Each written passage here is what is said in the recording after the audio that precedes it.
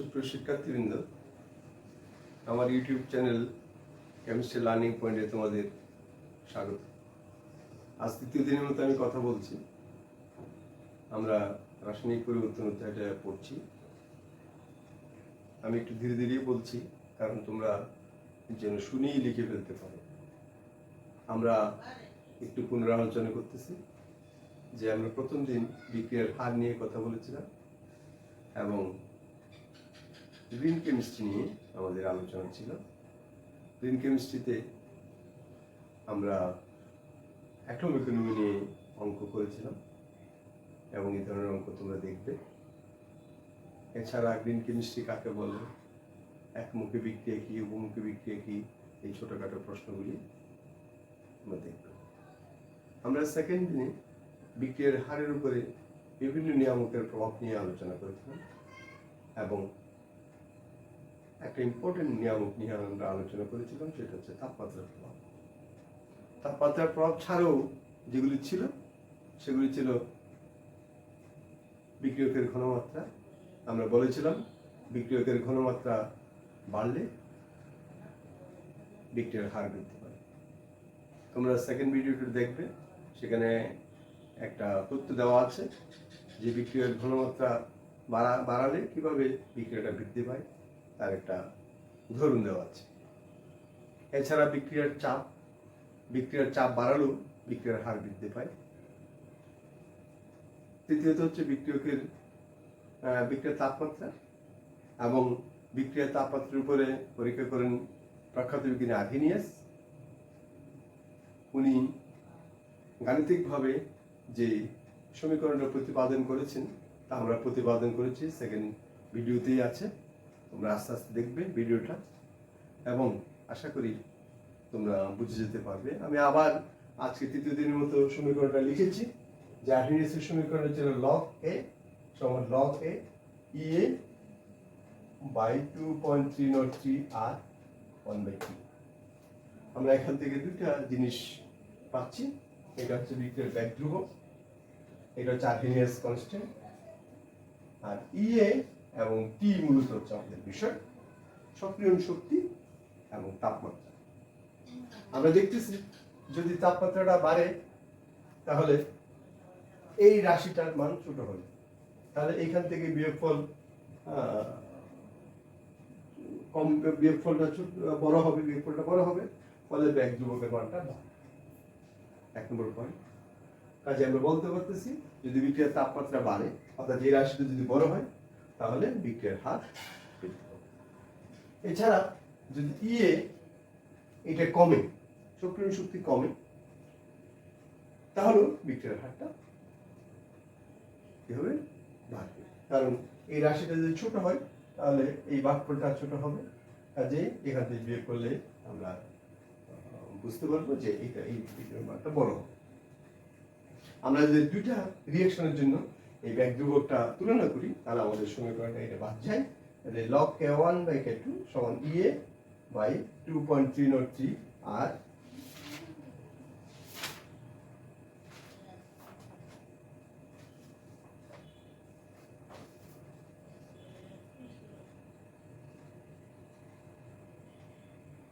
T2 by T1 by T1 by T2।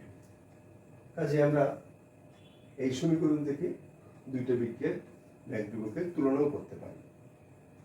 আমরা গতদিন একটা অঙ্ক দিয়েছিলাম, যে যার তথ্যটা এখানে আছে, যেমন আমি ছোট্ট করে এখানে দেখাচ্ছি যে এটা হচ্ছে ঘনমাত্রা, এটা হচ্ছে বিক্রিয়ার অগ্রগতি বা টাইম। বিক্রিয়াটি ছিল N2O5 2N2O5 4NO2 N2O4। এই বিক্রিয়াটার 25 ডিগ্রিতে হার ছিল 3.6 × 10⁻⁵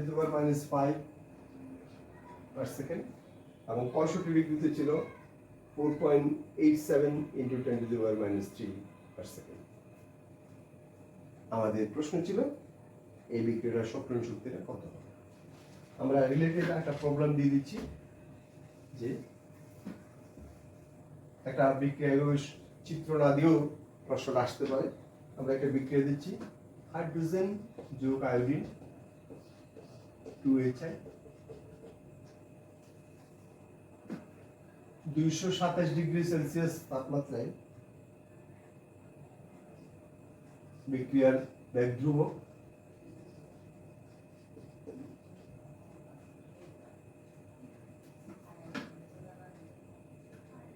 1.95 into 10⁻⁴ লিটার পার মোল পার সেকেন্ড এবং 257 ডিগ্রি সেলসিয়াস তাপমাত্রায় বিক্রিয়ার বেগ ধ্রুবক 1.75 into 10⁻³ লিটার পার মোল পার সেকেন্ড। এই তথ্যটা দেওয়া আছে, এখান থেকে আমরা বিক্রিয়ার সক্রিয় শক্তিটা বের করব। অর্থাৎ প্রশ্ন হচ্ছে বিক্রিয়ার সক্রিয় শক্তিটা কত, অর্থাৎ এটা আমাদের বের করতে হবে। আমরা নিশ্চয়ই এই সমীকরণ ব্যবহার করে এটা বের করতে পারবো। আমরা যে গ্রাফটা এঁকেছিলাম এখান থেকেও আমরা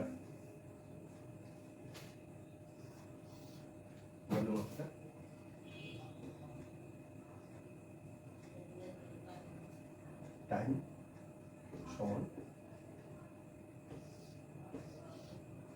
ঢাল সমান মাইনাস EA/2.303 এই সমীকরণ থেকে ছোটখাটো এমসিকিউ আসে আমাদের। তাহলে আমাদের মোটামুটি ভাবে এই পর্যন্ত আলোচনা থাকলো যে বিক্রিয়ার হারের উপরে তাপমাত্রার প্রভাব, এটি ইম্পর্টেন্ট বলে আবার একটু পুনরায় আলোচনা করলাম। আমরা নেক্সট পয়েন্টে যাব যে রাসায়নিক বিক্রিয়ার হারের উপরে পৃষ্ঠতলের প্রভাব। 4 নম্বর পয়েন্ট ছিল আমাদের পৃষ্ঠতলের প্রভাব। আমরা লিখে দিয়েছিলাম যে পৃষ্ঠতলের প্রভাব, পৃষ্ঠতলও বিক্রিয়াকে প্রভাবিত করে। আমরা জানি পৃষ্ঠতলটা যত বড় হবে বা যত বেশি হবে বিক্রিয়ার হারটা তত বেশি হবে। আমরা একটা সিম্পল বিক্রিয়ার কথা যদি বলি, জিঙ্ক আর সালফিউরিক অ্যাসিড বিক্রিয়া করে জিঙ্ক সালফেট আর হাইড্রোজেন তৈরি করে।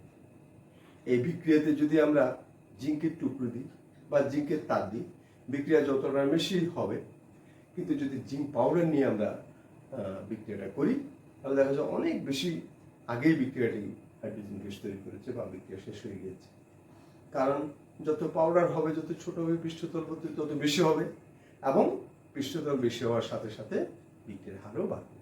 কাজে আমরা বলতে পারতেছি বিক্রিয়ার পৃষ্ঠতলের প্রভাব কি। আমাদের 2 নম্বরের প্রশ্নে আসতে পারে যে রাসায়নিক বিক্রিয়ার উপর পৃষ্ঠতলের প্রভাব ব্যাখ্যা করো। 2 নম্বরের প্রশ্ন হিসেবে আমাদের আসতে পারে যে আন্ডারস্ট্যান্ডিং প্রশ্ন, যে পৃষ্ঠতল তাহলে আমাদের প্রভাব হচ্ছে পৃষ্ঠতলটা যদি বেশি হয়, বড় হয় এবং তার বিক্রিয়ার হারটা বাড়বে। এরপরে মোস্ট ইম্পর্টেন্ট আরও একটা পয়েন্ট আছে, সেটা হচ্ছে প্রভাবক।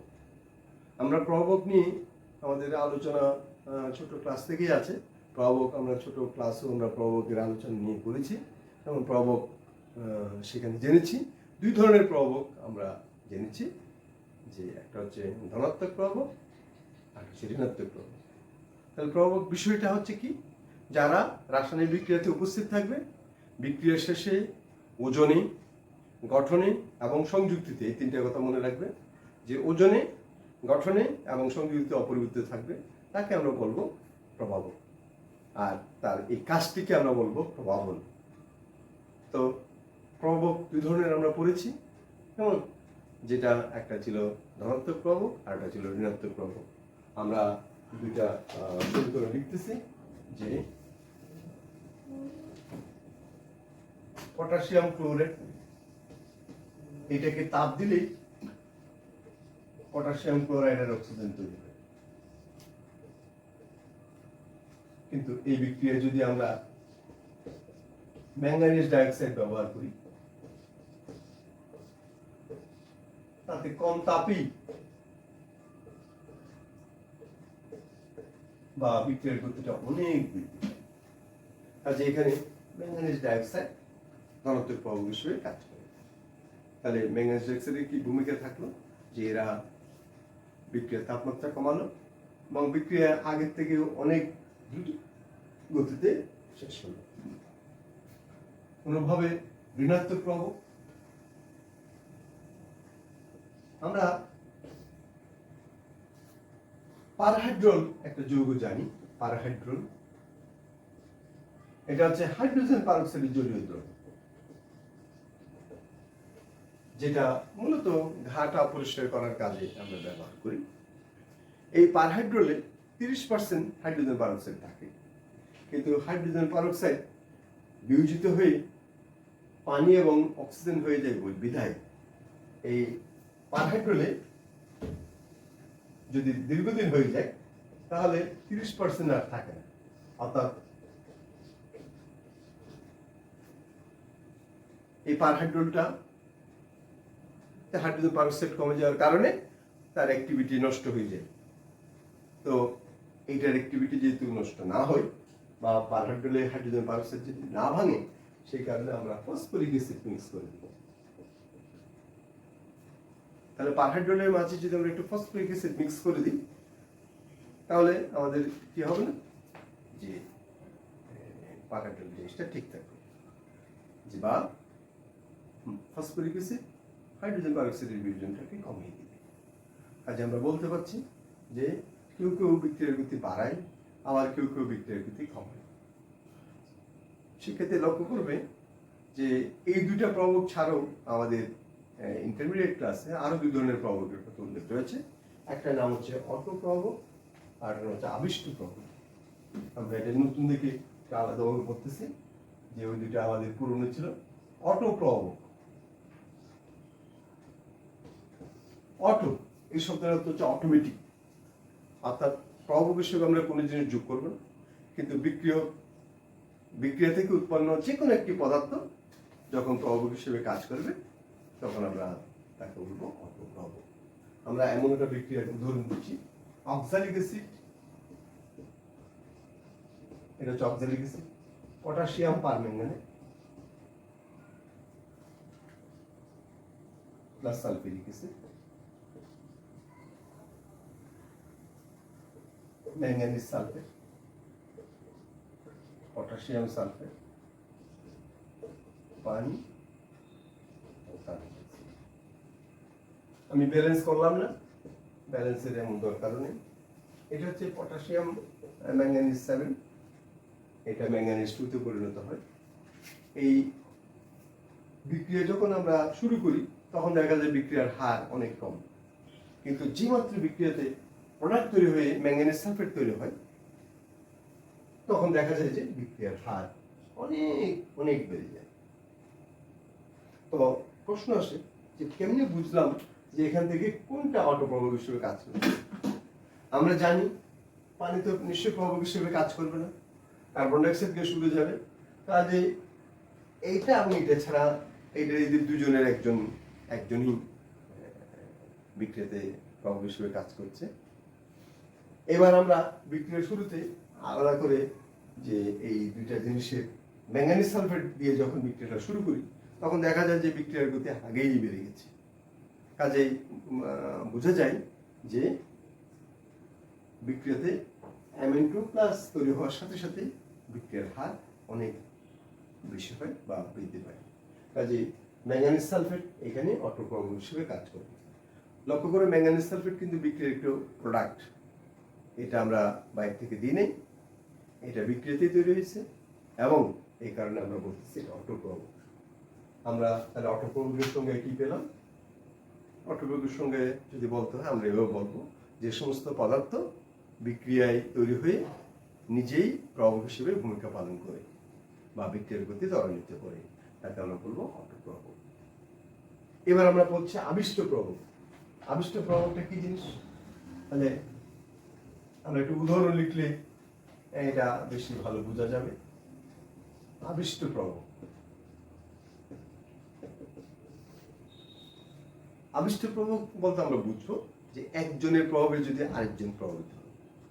আমরা একটা বিক্রিয়া লিখতেছি, সোডিয়াম সালফাইড Na2S হচ্ছে সোডিয়াম সালফাইড মনে রাখবে, এটা বায়ুর অক্সিজেন দ্বারা জারিত হয়ে সোডিয়াম সালফেট তৈরি করে। কিন্তু সোডিয়াম আর্সেনাইড এটা বায়ুর অক্সিজেন দিলে জারিত হয়। তাহলে আমরা কি দেখলাম, সোডিয়াম সালফাইড জারিত হলো, সোডিয়াম আর্সেনাইড এটা কিন্তু জারিত হলো না। এবার আমরা দুটি একসাথে মিক্স করে দিচ্ছি, সোডিয়াম সালফাইড, সোডিয়াম আর্সেনাইড। এবার দুটো মিক্স করে অক্সিজেন দিচ্ছি, দেখা গেল কি এটাও জারিত হয়েছে, এটাও জারিত হয়ে গেছে। সোডিয়াম আর্সেনেট মনে রাখবা, sodium arsenide, sodium arsenate, sodium arsenate, sodium arsenide.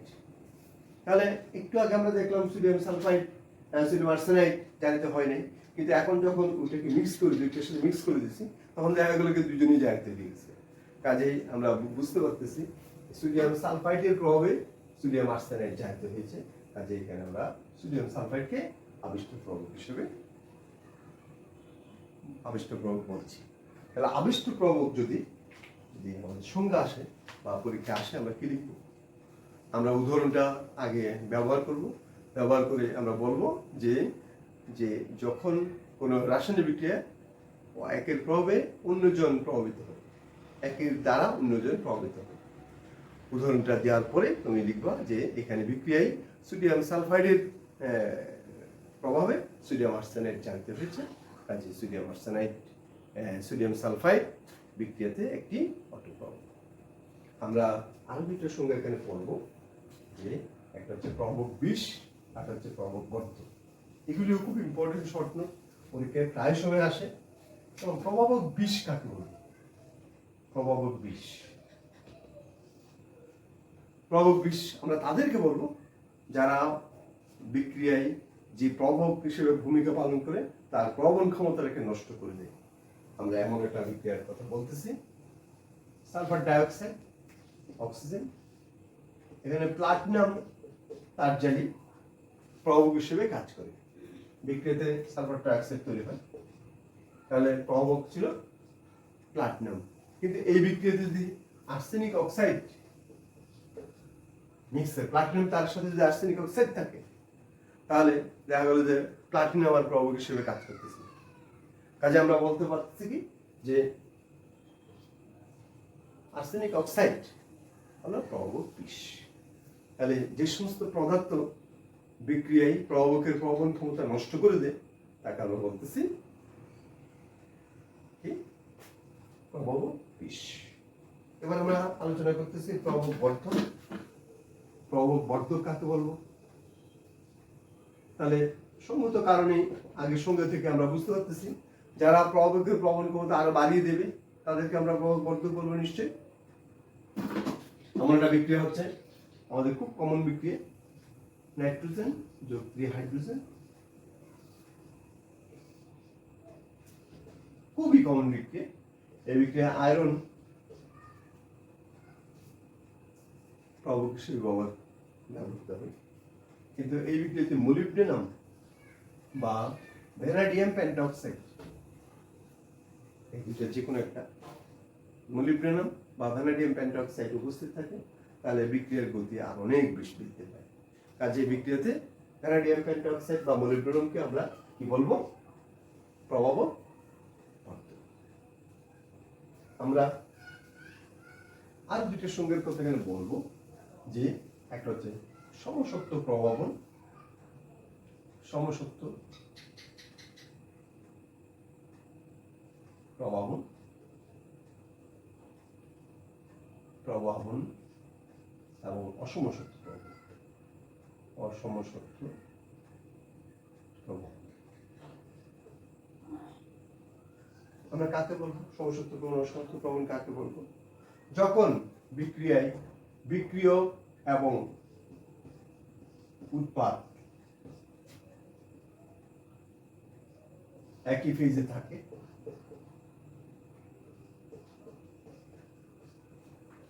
আমরা লক্ষ্য করো তোমরা যে আমরা প্লাটিনাম দিছিলাম আগের বার প্রভাবক, প্লাটিনাম ছাড়া নাইট্রিক অক্সাইডও এই বিক্রিয়ার প্রভাবক হিসেবে কাজ করে। তাহলে এই বিক্রিয়ার জন্য প্রভাবক দুটো, একটা হচ্ছে প্লাটিনাম যেটা ছিল সলিড, আর নাইট্রিক অক্সাইড হচ্ছে গ্যাস। তাহলে আমরা দেখতেছি বিক্রিয়ক সালফার ডাইঅক্সাইড অক্সিজেন দুটোই গ্যাস, প্রোডাক্ট সালফার ট্রাইঅক্সাইড এটিও গ্যাস, কিন্তু প্রভাবক নিজেও গ্যাস। কাজেই সবগুলি একই ফেজ বা একই দশায় আছে, এই কারণে এটাকে আমরা বলতেছি সমসত্ব প্রভাবক বা সমসত্ব প্রভাবক। আমরা এই বিক্রিয়াটাও লিখেছিলাম, হাইড্রোজেন যোগ 3 nitrogen, 3 hydrogen, nitrogen gas, hydrogen gas, কিন্তু আয়রন যেটা ছিল এটা ছিল সলিড। অ্যামোনিয়া এটাও গ্যাস। কাজে আমরা দেখছি যে এই বিক্রিয়াতে নাইট্রোজেন হাইড্রোজেন সলিড, কিন্তু প্রভাবক আয়রন হচ্ছে নাইট্রোজেন হাইড্রোজেন হচ্ছে গ্যাস এবং আয়রন প্রভাবক যেটি সেটা হচ্ছে সলিড। এই কারণে এই বিক্রিয়াটাকে আমরা বলতেছি অসমসত্ব প্রভাবক। আমরা তাহলে অনেকগুলি ছোট ছোট পয়েন্ট আলোচনা করলাম। কেমন? এইবার আমরা আরেকটা প্রভাবকে আলোচনা করব, এনজাইম, যেটা আমরা সেকেন্ড ইয়ারের ক্লাসে পাবো। এনজাইম দ্বারা প্রভাবন বা শর্করার আদ্য বিশ্লেষণ, বিশেষত অ্যালকোহল প্রোডাকশন, এখানে আমাদের আছে এনজাইমের ভূমিকা। এনজাইম হচ্ছে একটা পার্টিকুলার প্রভাবক যারা একটা পার্টিকুলার কাজ করে। এটি জীবন্ত বস্তু ইস্ট থেকে নিঃসরিত হয় এবং নাইট্রোজেন পূর্ণ জটিল জৈব যৌগ। তাহলে এনজাইম হচ্ছে একটা জটিল জৈব যৌগ যারা মূলত হচ্ছে প্রোটিন, দীর্ঘশিকলের প্রোটিন। তো এরা কিভাবে প্রভাবক হিসেবে ভূমিকা পালন করে? এই প্রোটিনের দীর্ঘশিকলে বিভিন্ন সারফেস থাকে বা অ্যাক্টিভ স্থান থাকে যেখানে বিক্রিয়কগুলি যুক্ত হয়ে বিক্রিয়ার গতিকে ত্বরান্বিত করে। আমরা এই প্রসঙ্গে আলোচনায় আসি যে বিক্রিয়ক প্রভাবকগুলি কিভাবে তার প্রভাবন ক্রিয়া সম্পন্ন করে। এটি এনজাইমেরটা আমরা বললাম যে বিক্রিয়ার যে প্রোটিনের দীর্ঘশিকলে বিভিন্ন সারফেস অ্যাক্টিভ সারফেস থাকে, যে সারফেসের মাঝে বিক্রিয়কগুলি যুক্ত হয় এবং বিক্রিয়াকে ত্বরান্বিত করে। আমরা যদি বলি যে কিভাবে এমনি সাধারণ বিক্রিয়ার গতিকে ত্বরান্বিত করে, আমাদের প্রভাবকের প্রভাবন সম্পর্কিত যে থিওরি, এটা পরীক্ষায় যদি এমন ইম্পর্টেন্ট নয়, তারপরে জেনে রাখা ভালো যে কিভাবে প্রভাবকটা কাজ করে। মূলত প্রভাবকটা তার প্রভাবন ক্রিয়া দুইভাবে সম্পন্ন করে। একটা হচ্ছে অন্তর্বর্তী যৌগ গঠনের মাধ্যমে, একটা হচ্ছে অন্তর্বর্তী যৌগ গঠন।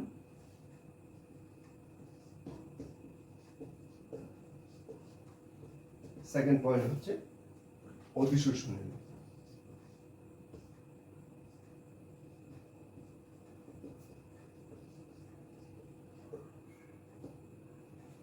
তাহলে প্রভাবক মূলত দুটি কৌশলে তার প্রভাবন ক্রিয়াটা সম্পন্ন করে।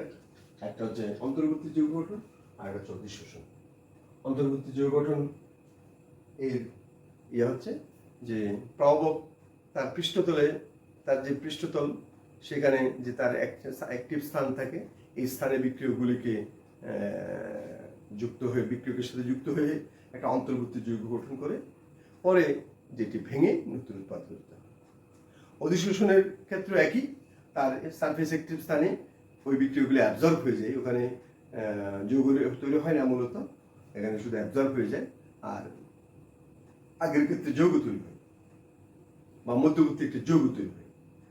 আমরা প্রভাবক কিভাবে বিক্রিয়া করে বা বিক্রিয়া গতি কিভাবে ত্বরান্বিত করে আমরা একটা চিত্র দিয়ে দেখাতে পারি। আমরা যদি এখানে বিক্রিয়ক দিই A plus B C plus D, এটা হচ্ছে বিক্রিয়ক, হচ্ছে উৎপাদ। বিক্রিয়ক, উৎপাদ, এটা হচ্ছে সক্রিয় শক্তি।